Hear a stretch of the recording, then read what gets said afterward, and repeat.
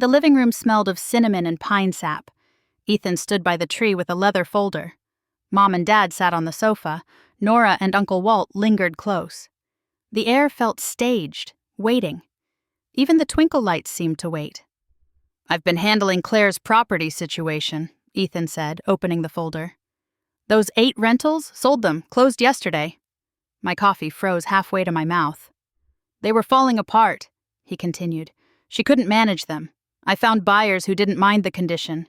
$320,000. He produced checks.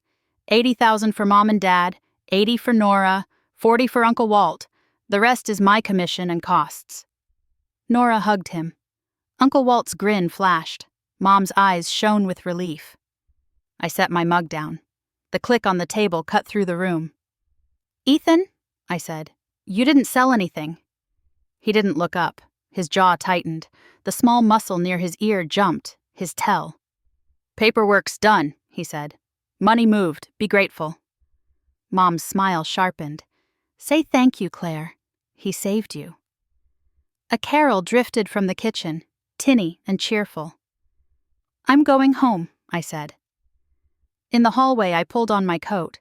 Behind me, Ethan's voice floated out, gentle as blame.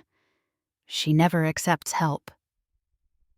I drove through empty streets, holiday lights smearing past the windshield. I'd spent years betting that if I worked hard enough, stayed small enough, they'd finally see me clearly. At home, I opened my laptop and typed a title, The Ghost Ledger. Item 1, being called incapable while I quietly built everything I have. Tomorrow, 8 property managers would hear my name, and his. I needed his story broken.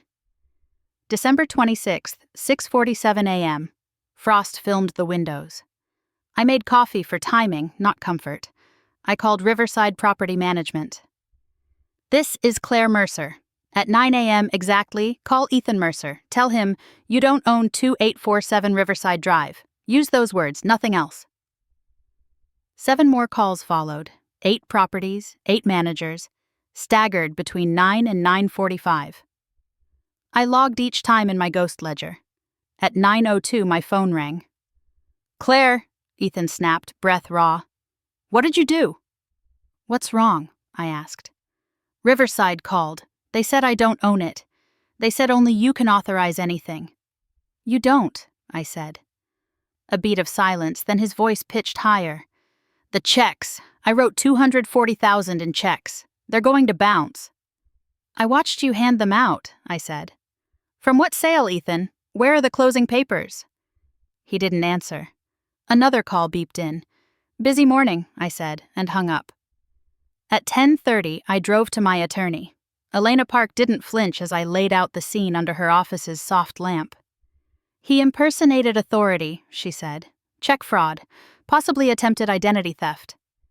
"I'm not pressing for blood," I told her. "I'm pressing consequences."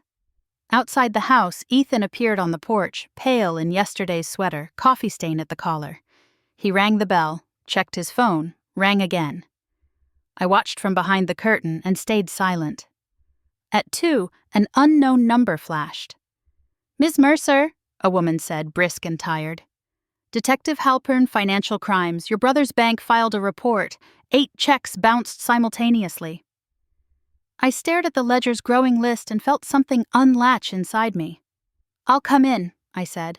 "I'll bring everything." At 4, I sat across from Detective Halpern in a room that smelled of toner and coats. I slid my folder onto her desk. Deeds, tax statements, management contracts. 8 stacks with my signature like a heartbeat on every page. "She never gave him authority," Halpern said, flipping through. "So his story at Christmas is the fraud. The checks are the trigger." "Then let it trigger," I said, surprised by how steady my voice sounded. By dusk, Mom called, breathy with damage control. "Claire, there's been a misunderstanding. Ethan thought you'd—" "Show me the document," I said. "Power of attorney. A text. Anything." Silence. Then Dad, low and offended. "He was trying to help." "He was trying to be paid for help I didn't ask for," I said. "And you applauded him because it fit the version of me you prefer." They arrived 20 minutes later, faces tight with disbelief. I didn't offer cocoa. I opened my laptop and pulled up rent deposits, repair invoices, inspection photos, clean hallways, new roofs, tenants smiling in move-in shots. I watched their eyes change as the numbers stacked. Mom's hands shook on the deed. "Why didn't you tell us you were doing well?" "I did," I said. "You heard responsibility and looked away." The next week, Ethan pleaded by voicemail, then by a letter. I filed it behind my ghost ledger and sent one reply through Elena. A cease and desist, my boundaries in ink. When the case moved forward, I didn't flinch. I booked my first solo trip, the kind I used to postpone for family dinners. In the quiet before boarding, I realized the silence wasn't punishment. It was space. And for the first time, it belonged to me.